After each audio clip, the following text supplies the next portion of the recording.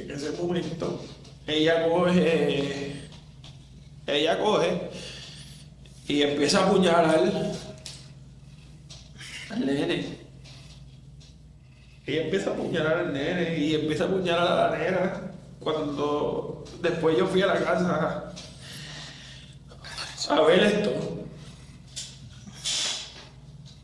había manitos de la nena, así, los piecitos de la nena, así, la cunita de la nena es esta. Y todo esto estaba lleno de sangre de la nena tratando de salirse de ahí. La nena tenía heridas de defensa en su mano porque ella agarraba el cuchillo y eso lo sacaba de sus manos. Cuando yo vi aquella foto de aquella nena tenía las heridas abiertas. Como si tú cortaras un pedazo de carne, esto, rebanado, así grande, hermano. Tú sabes lo triste que estuve a tu hija, que no era mía, pero yo la crié. Y verdad, en esas condiciones, tratando de luchar por su vida.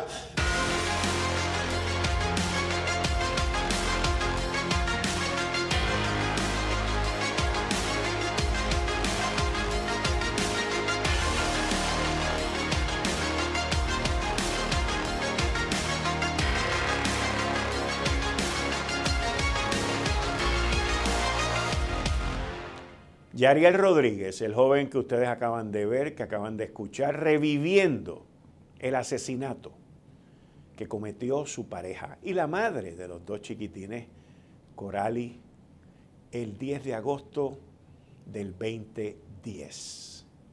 Él hace un llamado, él hace un clamor por justicia, ya que Coraly por segunda ocasión está pidiendo clemencia ejecutiva. Le está pidiendo al gobernador Pedro Pierluisi una clemencia, que le perdone los 249 años por los cuales fue convicta del asesinato de esa niñita de 3 años y de ese niñito de 1 año.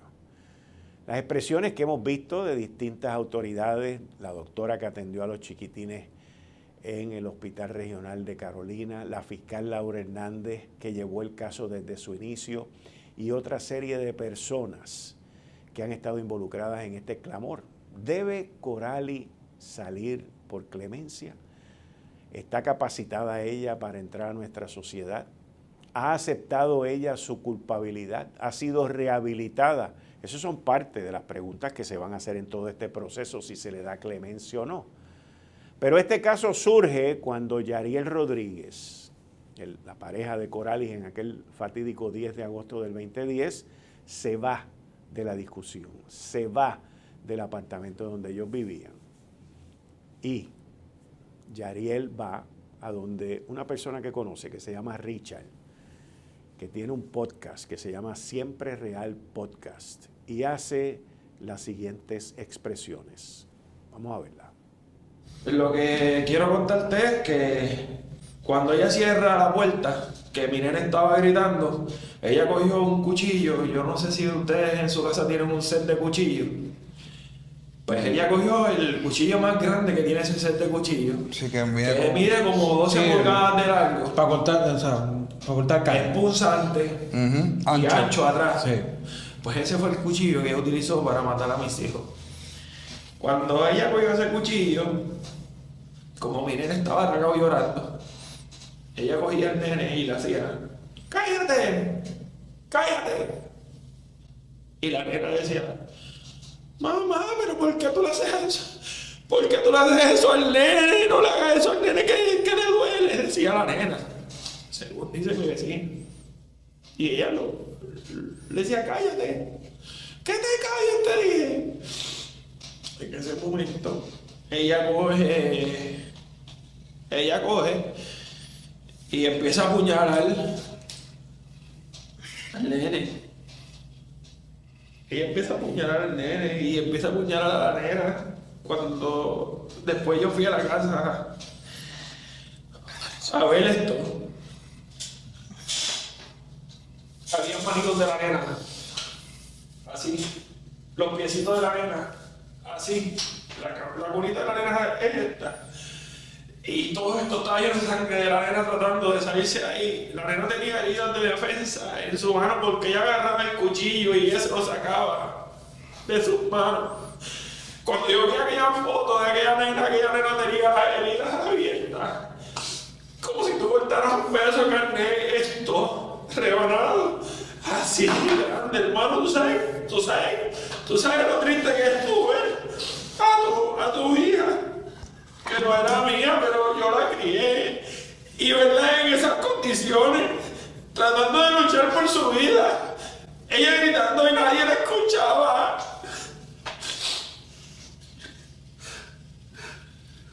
Y mi hijo tenía 3 apuñaladas en el pecho y una de ellas estaba abierta hacia abajo con sus vísceras por fuera. El paramédico cuando lo cogió decía que mi hijo le empujaba las manos y él sentía que el nene le hablaba y le decía: como que no me toques ahí que me duele. Le decía que mi hijo empujaba con una fuerza tremenda. Y él trató de esconderle sus tripitas dentro de la barriga y no podía, era demasiado. Aparte de eso, ella cogió el trimmer y prendió el cuarto en fuego. El nene tenía el pie quemado completo hasta el muslo. El pie derecho lo tenía que poner de abajo hasta el muslo. Tú sabes que es una persona que se quema un poco la piel. Y ese niño de 1 año y 3 días, aguantándose dolor abdominal que estaba con vida, más esa quemadura en el pie. Y tú me vas a decir a mí que no tuviste ni la cara del tribunal pedir disculpas por lo que tú hiciste. Y ahora vienes con la cara como si nada hubiese pasado. Que yo he tenido que estudiar, he tenido que trabajar duro para poder sobrellevar esta tormenta que tengo en mi corazón. Y ya porque tú estás estudiando y haciendo un buen comportamiento, según tú, tienes derecho a que te perdonen. Cuando tú ni siquiera has pedido perdón por lo que tú hiciste, que no tiene perdón. Nosotros invitamos a Yariel a Lo Sé Todo, compañero Fernán Vélez lo invitó y allí él y yo tuvimos la oportunidad de entrevistarlo. Y le damos gracias a Richard, que también vino con él, de Simple Real Podcast, Siempre Real Podcast. Y vean el llamado que Yariel le hace al gobernador, luego de haberle escrito una carta al gobernador y no haber recibido ningún tipo de respuesta. Adelante. Ok, me gustaría ahora, brevemente, que tú le hables al gobernador, al que tiene la figura, al que tiene la firma. Esto es una vez más, señor gobernador, dirigiéndome a usted, con dolor en el corazón. Ya estoy cansado de suplicarte una audiencia y de que puedas escuchar mi reclamo de parte mía y de muchos padres puertorriqueños que no tienen la potestad de llegar aquí a un programa y pedir que no apruebes esto que ella está pidiendo. Es un peligro para la sociedad. Mi familia y yo estamos en peligro si esta mujer sale nuevamente de la cárcel. Por favor, aunque sea una carta o alguien que lo represente a usted, que se contacte conmigo para yo poder cerrar este capítulo y vivir mi vida como usted es ser humano que quisiera vivir. Por favor. Yariel, tienes otros 3 hijos, 18, 16 años, viven fuera de Puerto Rico, otro de 11 años. ¿Cuán difícil para ellos, especialmente para el chiquito, cuando te pregunta de sus hermanitos? Tan reciente como el sábado. El sábado pasado fui a la pista con el nene porque a él le gusta la pista. Y me dice: papá, si Yariel estuviera vivo, estuviera aquí con nosotros, ¿tú crees que le gustan los carros? Entonces, para mí es bien difícil yo explicarle a un niño de 11 años, tú sabes, explicarle a él la situación en la que murió su hijo. Todavía no he podido, pero sí él sabe que tiene un hermanito en el cielo y es bien impactante poder explicarle a un menor que no sabe de la vida, es inocente, y yo tener que pagar y cargar esta cruz por culpa de una criminal. Coralis, en algún momento, no sé si tenga la oportunidad de ver esta entrevista, ¿quieres dedicarle unas palabras a ella directamente que está pidiendo una vez más y otra vez más clemencia? Si lo hiciste y sabes que lo hiciste, cumple tu sentencia. Oye, rehabilítate donde tú estás. Nadie te quita que te rehabilites, que estudies, pero quédate ahí, que ahí es que tú perteneces. Yariel le pide una reunión al gobernador, como ustedes vieron, le hace un llamado al gobernador para que no le dé clemencia, inclusive le envía un mensaje a Coralie y le dice, quédate donde tú estás porque ahí es donde tú perteneces. Ahora, con nosotros aquí en mi podcast, bajo Enrique Quique Cruz, está la fiscal Laura Hernández, que es la jefa de la unidad especializada que tiene que ver con delitos contra menores, abuso sexual contra menores y todo lo que tiene que ver con la mujer y con el niño. Miren, la fiscal Laura Hernández manejó este caso desde el primer día. Ella fue la que llevó a Yariel a la habitación y Yariel vio la escena. Ella fue la que llevó el caso hasta que logró una convicción de 249 años con una sentencia. Y ahora ella nos va a decir por qué Coralie debe de permanecer reclusa en el sistema carcelario. Fiscal, muchas gracias por estar aquí. Gracias por la invitación, Quique. Fiscal, quiero remontarme a ese 10 de agosto, cuando usted llegó allí al apartamento. Luego de las llamadas, usted entra al apartamento, la escena, porque sé que usted no se ha olvidado de nada a base de las conversaciones que hemos tenido. Usted entra al apartamento, ¿qué se encuentra allí? Era un solar con la casa donde vivían los niños, con Coralie y Yariel. Parte de ese solar tenía una casa donde vivían familiares de ella.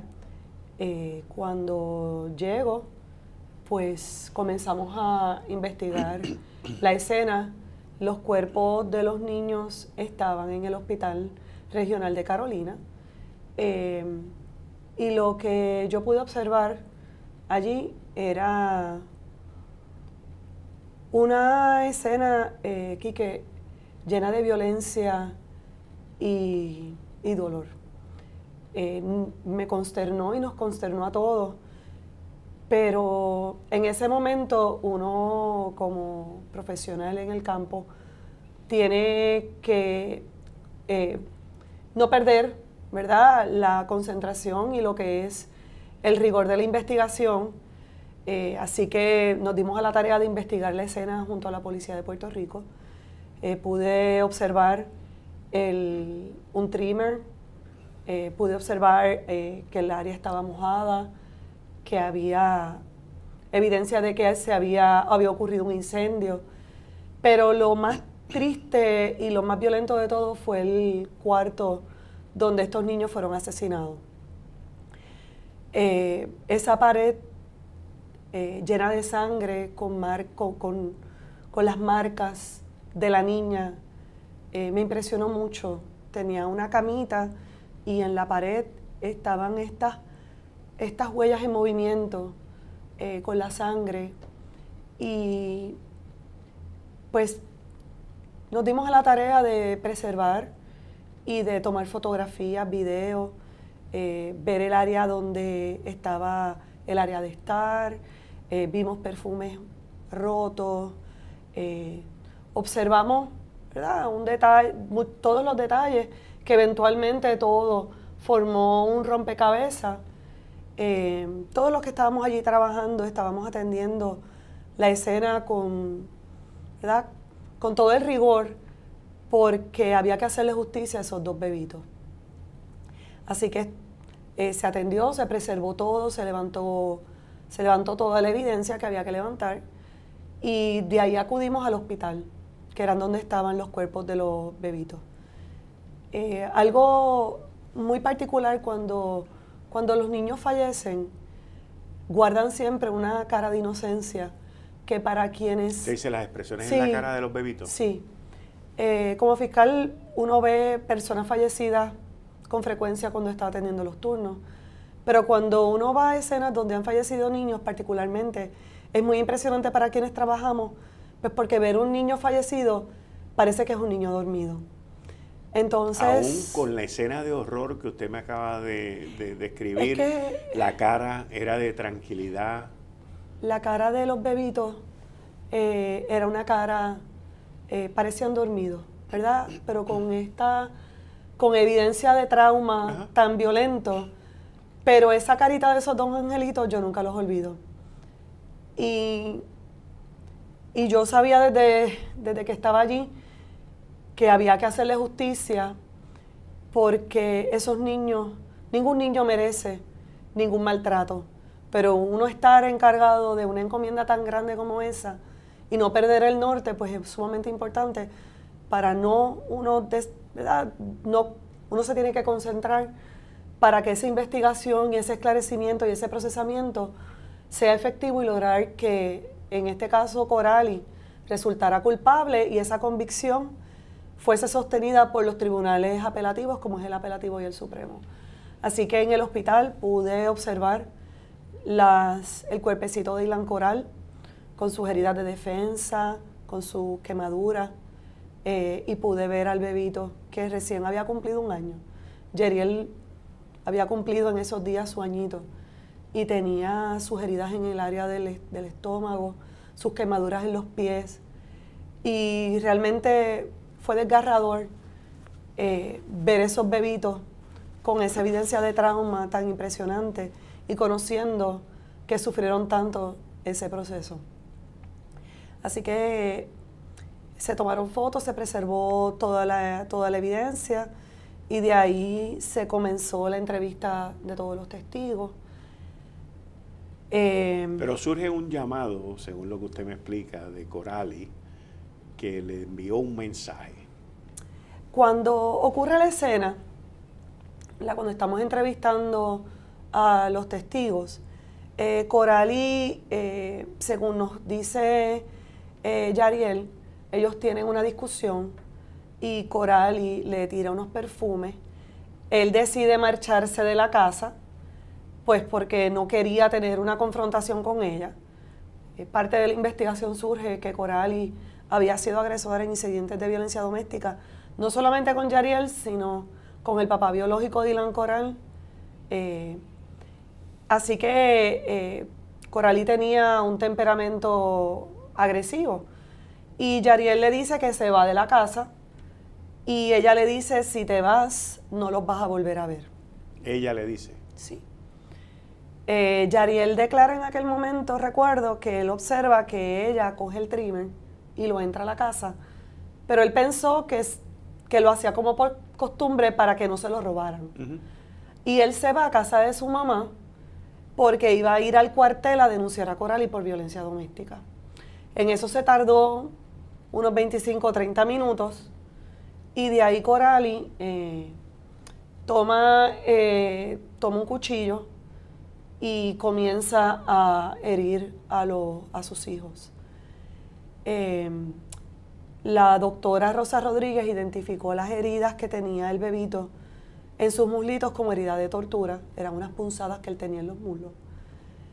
Y entonces también identificó las heridas que provocaron que el bebito pues tuviese sus vísceras expuestas, y también declaró como las heridas que tenía Ilan Coral eran heridas de defensa, y así ella las describió. Y también la doctora declaró que los niños particularmente son muy vulnerables a las quemaduras. Por lo tanto, que al ellos haber sufrido quemaduras, tenía un efecto mucho más detrimental en ellos por su edad que puede ser en un adulto. Así que todo el daño que Coraly le hizo a sus hijos en ese momento, pues no había manera de que esos niños pudiesen haber sobrevivido. Luego de que ella los hiere, ella incendia la habitación. Ella le dice a la agente Sánchez que todo esto ella lo estaba haciendo porque ella de momento escuchó unas voces y que había una culebra en el family de la casa y que pues que ella las obedeció. pero dio los detalles de lo que las voces le dijeron que hiciera.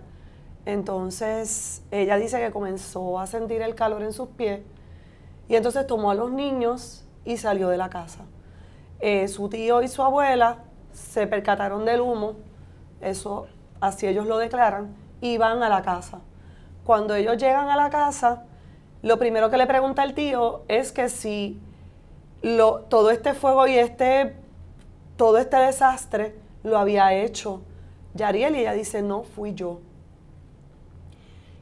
También allí presente estaba la esposa del tío, y entonces de inmediato pues llamaron a los bomberos, llamaron al sistema a solicitar ayuda, porque los niños todavía estaban, estaban pidiendo ayuda, los niños estaban vivos. Coralie le pidió perdón a su familia allí, y eso lo declaró su tía política, que cooperó durante todo el proceso, a diferencia de su tío y de su abuela. Ellos inicialmente declararon, pero se les tomó esa declaración de inmediato porque como fiscal conocemos que cuando ocurre este tipo de delito en la familia, puede haber una retractación. Y este caso no fue la excepción. Uno pensando que habían sido asesinados 2 niños, era imposible que la familia se retractara, pero no. Se retractaron, pero ya habíamos preservado esos testimonios como tal, como ellos lo habían verbalizado. Así que ellos dicen que ella se identificó como que hizo y los mató. También declaran que ella pidió abrazar al bebo antes de que se lo llevaran porque ella sabía que iba presa. O sea que ella todavía no se había inventado la teoría de las pulseras ni la culebra en ese momento. En ese momento. En ese momento a sus familiares ella dice y expresa, y eso así lo declara su tía política, que ella pidió perdón y que pidió abrazar a los niños antes de que se lo llevaran porque ella sabía que iba presa. El bebito fallece en manos de uno de los bomberos allí, y Ailán Coral, ese bombero declara que decía todo el tiempo mami, mami, y a mí me partió el corazón porque refleja que los niños son tan inocentes, independientemente de toda la furia y violencia con lo que cometió su mamá esos hechos. Esa niña estaba clamando por su mamá. Y los niños son llevados al hospital, trataron de revivir al bebito, pero falleció. Y entonces, de ahí pues comienza la investigación oficial en ese momento, pues entre los bomberos, los paramédicos, llega la policía, y entonces luego es que yo me integro, que es cuando me llaman. Ya habían unos testigos que estaban siendo entrevistados en la propia escena. Coralie estaba en el hospital porque ella, al iniciar el fuego, también tuvo quemaduras en sus pies, y eso fue parte de la evidencia del informe de los bomberos. Ella también se hizo unas pequeñas cortaduras en el abdomen, en nada en comparación con las que le hizo a sus hijos. Y entonces, cuando a ella la llevan al hospital, ella fue atendida por personal allí, ella se identificó, dio su nombre, se ubicó en tiempo y espacio. Ella explicó a personal del hospital lo que había hecho y no habló ni de pulseras ni de culebra. Así que ella le verbaliza a la persona que le está tomando sus datos, en la enfermera. Recuerdo que la enfermera que le estaba poniendo el folio a ella se lo iba a poner sin gel, y ella le dice, no, ponle gel para que no me moleste. O sea, ella estaba muy consciente de todo lo que estaba pasando. Y esto fue prueba bien importante para nosotros, porque yo conocía como fiscal que la única defensa que esa mujer iba a poder levantar en este caso, o iba a querer traer, era una defensa de inimputabilidad al momento de la comisión del delito, y teníamos prueba de que ella sabía lo que había hecho. Así que estamos hablando de una persona que tenía conciencia y asesinó a sus hijos conociendo la ilegalidad de sus actos. Así que en el hospital a ella la transportan luego, le dan unos primeros auxilios y la envían al centro médico, pues porque tenía quemaduras y tenía que recibir tratamiento para ello. Así que después que yo atendí la escena con la policía, que fuimos al hospital, preservamos todo, hicimos un plan de trabajo. A ella, la policía, el agente Luis Sánchez, excelente agente, la entrevistó en el hospital. Ella hace unas admisiones con mucho detalle, pero le adjudica la responsabilidad de todo a una culebra que había en el family y a unas pulseras que a ella le habían puesto. Y obviamente... ¿Y tenía ella algunas pulseras puestas? Tenía unas pulseras, pero ok. Quique... No, es por saber, o sea, es por Era saber como el detalle. una situación tan absurda, Sí, porque sí. uno como investigador ya conoce que esta persona ha pedido perdón, ha expresado que conocía que iba presa, se ubicó en tiempo y espacio, le tomaron todos los datos, le contó parte de lo que ocurrió a una enfermera, la doctora también escuchó y le hizo preguntas. Ella estaba ubicada en tiempo y espacio, ella procuró que no le molestara que le pusieran el Foley sin gel. Ajá. Así que ella estaba muy consciente de lo que estaba pasando. Y entonces, de inmediato nosotros hicimos un plan de trabajo, preservar todos estos testimonios para poder anticipar una defensa. Pudimos hacer la investigación completa con los bomberos. Entonces, recibo una llamada de Sánchez, del agente de homicidio, y me dice, fiscal, Coralie quiere que se le tome una confesión. Entonces, en aquel entonces, yo no quería tomarle yo la confesión a ella porque yo quería litigar el caso.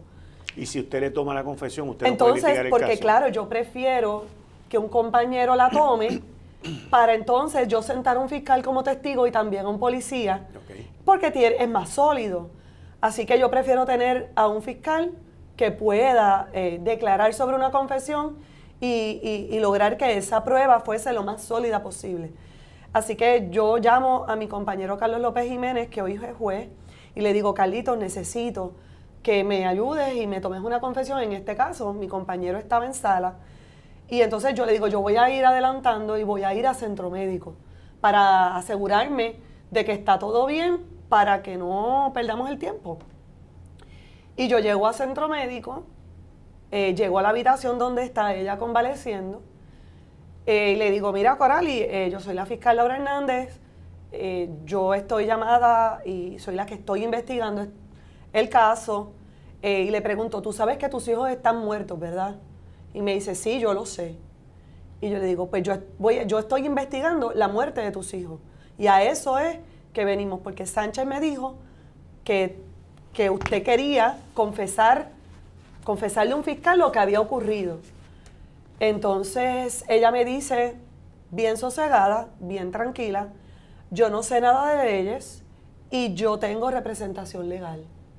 Así que yo no tengo nada que decirle. A mí eso me chocó. ¿Sánchez estaba allí? No, Ok. no. Yo estaba haciéndole estas preguntas iniciales porque no quería que mi compañero llegara. ¿Y el compañero suyo no había, Carlos Todavía López no había llegado, Ok. todavía no había llegado, él estaba en ese proceso. Cuando ella me dice eso, yo en el ánimo personal, no le puedo negar, me sorprendió, porque yo pensé que al llegar a esa habitación lo que yo iba a encontrar era una persona descompensada, Una madre en sufrimiento. en sufrimiento por la pérdida de sus hijos, angustiada, sin llorar, tal vez sin poder parar de llorar, tal vez pidiendo, porque es lo que uno espera, porque cuando una persona pasa por un trauma, o un sufrimiento de la pérdida de un hijo, en muchas ocasiones tiene ideaciones suicidas. Y eso es parte de lo que se identifica, porque uno no quiere que la persona se quite la vida. Así que yo esperaba eso. Cuando yo la veo a ella con esta tranquilidad, invocando su derecho, que con todo el derecho tenía de invocarlo. Y como fiscal, es parte de mi trabajo respetar ese derecho. Así que yo me quedé pues muy bien, yo no tengo nada más que hablar con usted y me retiro. Mi compañero llega y le digo, Carlos, no tenemos nada que hacer aquí porque ella dice que tiene abogado y que no va a declarar porque ella no sabe me dijo que básicamente pues no quería declarar, que tenía abogado, así que nos vamos. La prensa nos aborda porque este caso conmovió a Puerto Rico. Han pasado 14 años, pero no hubo un momento que los medios de comunicación del país no cubrieran en este caso. Así que de allí fuimos entrevistados Me preguntaron en particular si ella había admitido los hechos y pues yo informé a los medios que ella había invocado su derecho a no autoincriminarse y que entonces yo no tenía nada más que hacer en el hospital y que me iba a marchar. Pero claro, parte de la investigación, aparte de la entrevista a Coral, y también pues parte fue tomarle las fotografías a los pies con bomberos. Nosotros solicitamos estos expedientes porque en Centro Médico hacen unas evaluaciones psiquiátricas iniciales y nosotros queríamos recopilar toda la evidencia que en su momento conocíamos que íbamos a necesitar, porque indudablemente que yo sabía que yo estaba frente a una persona psicópata, una persona mala, malvada, que había cometido estos actos a conciencia, ¿verdad? En un arranque de coraje, pero el coraje es un sentimiento que uno controla. Y eso no lo exime a uno de responsabilidad. Y lo único que en el Código Penal se reconoce que baja el nivel de un delito es cuando la parte que es asesinada provoca un coraje. Así que no estábamos ni ante un caso de lo que se conoce como lo que es un homicidio, un asesinato atenuado. Así que el que ella hubiese su furia y su coraje, llevarlo a sus hijos, no había defensa en cuanto a eso. Así que yo me tomé la tarea de poder preservar esa evidencia, de tomar declaraciones, de buscar estos expedientes, de procurar que el tío se le tomara su declaración, lograr que Silvia, esa abuela, también se le tomara su declaración y estuvieron a punto de no culminarla. Cuando yo llego al centro de denuncias de Carolina, cuando salgo del centro médico, llego al CEMIT y allí la fiscal que me estaba auxiliando, que fue la fiscal Inés Carrao, que fue secretaria de Justicia por un periodo, era la que me estaba ayudando tomando estas declaraciones y me dice: Laurita, la abuela está aquí que dice que no puede respirar bien. Y yo: Inés, llama a los paramédicos que le pongan oxígeno, pero esa gente no se va de aquí sin que se juramenten esas declaraciones. Así que así de dramático fue este proceso. Se juramentaron las declaraciones, nosotros preparamos todo, pero ella continuaba en el hospital porque todavía tenía las quemaduras y teníamos que esperar a que la dieran de alta.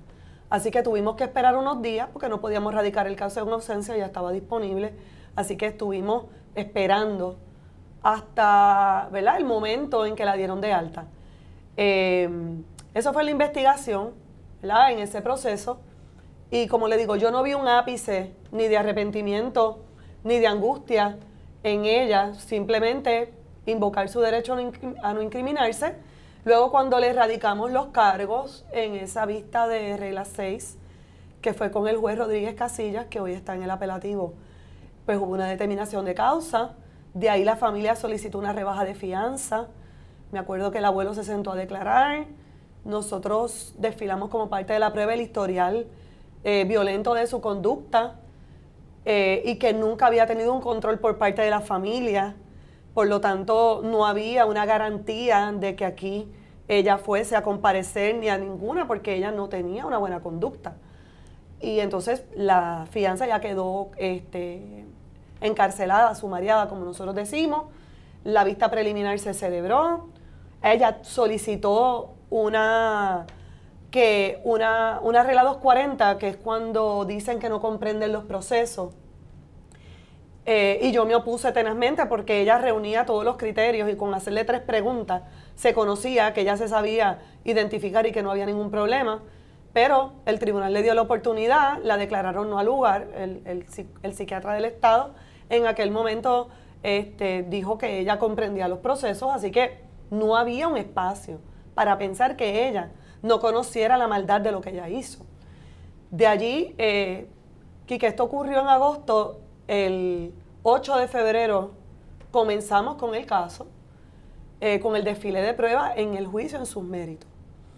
Y ya para ese momento ella había, a través de su abogado, presentado una defensa de inimputabilidad al momento de la comisión del delito. Explíqueme lo que es una defensa de inimputabilidad. Es que la persona está pasando por un momento de transitorio, donde por alguna situación particular, como que tiene una pérdida de cordura momentánea y no conoce la maldad de sus actos. Ok.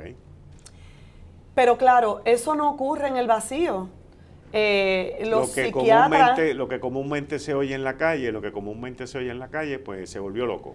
Claro, sea, pero eso no ocurre en el vacío. Y hay unos criterios que los psiquiatras evalúan en estos casos. Coralie no tenía un historial de salud mental. Por el contrario, tenía un historial violento. Ella había sido violenta con el papá biológico de Ilan Coral, y así esa persona nos había prestado una declaración de cómo había sido su relación violenta de parte de Coralie hacia él, y él abandonó ese hogar. Con Yariel conocimos que habían tenido un incidente de violencia doméstica el año anterior, y que ella llama a la policía, pero en la investigación quien resultó lesionado había sido él. Y cuando entonces la policía se da cuenta que la agresora era ella, él dijo que él no quería participar del proceso, y ahí eso quedó. Pero quien había sido violenta también había sido ella, con Yariel. Y entonces cuando ocurre el incidente del asesinato de los bebitos, quien también fue violenta y rompe y hace todo, es ella.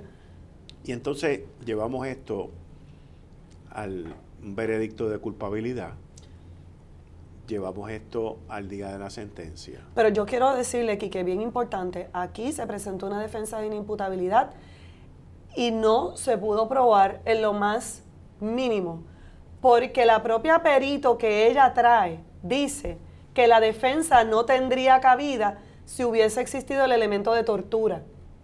Lo que pasa es que esa psicóloga no sabía que la patóloga ya había identificado las heridas del bebito en el muslo como tortura. Así que la realidad es que aunque el doctor Raúl López declaró diciendo que esta defensa no tenía lugar porque había toda esta evidencia que la ubicaba a ella en tiempo y espacio, que ella misma había expresado, aparte de lo que él había evaluado en Coralie y de lo que ella le había expresado a la doctora Carol Romen en aquel momento, esa teoría, esa defensa quedó derrotada por completo. Ella sale culpable, ella es sentenciada.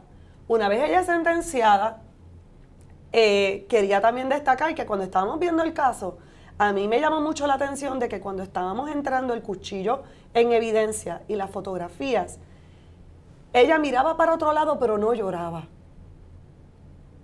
Ella no quería ver lo que hizo, pero no lloró, no expresaba ningún sentimiento de angustia, porque yo le digo, en la experiencia mía como fiscal, yo he tenido acusados y acusadas que se han desmayado o que han tenido que detener los procesos porque se impresionan en el proceso, aún ellos habiendo cometido los hechos.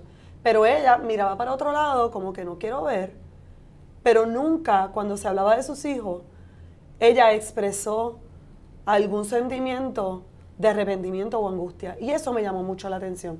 Y por eso yo siempre digo que cuando yo conocí a esa Coralie en esa cama, yo conocí a una persona que yo sabía que cuando estuviese en la cárcel cumpliendo su condena, iba a seguir su vida, iba a ser líder de las confinadas, iba a seguir su vida como sin importarse otra cosa más que el beneficio y el bienestar de ella. Porque en mi opinión es una persona narcisista. La convicción de Coralie, el Tribunal de Apelaciones la sostuvo, y eso fue un proceso que yo como fiscal tuve que entrar a escucharlo todo. Trabajamos el caso con la oficina del Procurador General, con la Procuradora Lisa Durán, hoy juez, excelente. Esa convicción se pudo proteger. Y conociendo a Coralie estando en la cárcel, ya yo le había expresado a usted que cuando hablan de Coralie con una conducta intachable, eso se aparta de la realidad de Coralie en la cárcel. Porque Coralie no ha tenido una conducta intachable. Coralie ha participado ella ha participado en ponencias en el Senado. Ella estudió en un programa de la Universidad de Puerto Rico. Ella compareció a una vista pública donde se estaba discutiendo una medida para favorecer a los confinados. y ella fue voz de esas confinadas, liderando como yo había anticipado que iba a ser líder. Ella estaba representando a las confinadas. Y a ella la cubrieron los medios de comunicación en aquel momento. Y la pusieron como si ella estuviese hablando con mucho, ¿verdad? Mucho conocimiento, control. Y yo decía, Dios mío, ¿cómo puede ella continuar su vida con este temple y esta tranquilidad, abogando por los derechos de las demás, siendo líder? Porque la verdad es que nunca me dejó de sorprender. Y dije, de verdad que no me equivoqué con la impresión que tuve de que ella iba a terminar haciendo lo que yo dije, pero sin dejar su lado criminal, porque en la cárcel a ella la sorprendieron con un celular y fue procesada. También le ocuparon heroína, así que yo sé porque preguntaba por personal de corrección y me habían informado que ella había tenido muchas faltas administrativas dentro de la institución. Así que cuando hablamos de que ella no merece clemencia por los hechos que cometió, porque esos bebitos merecen que se les haga justicia con su madre en la cárcel, que ha tenido el privilegio de vivir y de recibir sus alimentos, de recibir, yo la he visto en las fotografías maquillada en la institución. Ella llegaba arreglada al proceso. O sea, verla después de confinada, arreglada, participando, ella ha tenido una vida. El darle un beneficio de una clemencia sería una gran injusticia para sus hijos. Ella todavía está en edad reproductiva, ella puede tener hijos. Y esa mujer no puede tener hijos. O sea, yo no puedo concebir que a ella le puedan conceder un beneficio como este y ella pueda tener un hijo. Yo no podría tener tranquilidad, porque esa mujer es una persona con maldad y actúa con maldad cuando ella pierde el control de sus emociones. Ese tipo de persona no puede estar en la libre comunidad porque es un peligro. Ella no lo merece ni por su conducta en la cárcel ni por los delitos que cometió. Así que esa es mi opinión, ¿verdad? Como fiscal que investigó este caso y tuvo tan de cerca la prueba. A mí no me cabe, el que ella pueda tener en algún momento la libertad. Fiscal Laura Hernández, agradecido, como siempre, por su trabajo. Muchas gracias. Gracias, Quique, por la invitación. Te invito a que te suscribas a mi canal de YouTube bajo Enrique Quique Cruz y le des a la campanita para que te alerte del contenido que estamos publicando semanalmente. Hasta la próxima.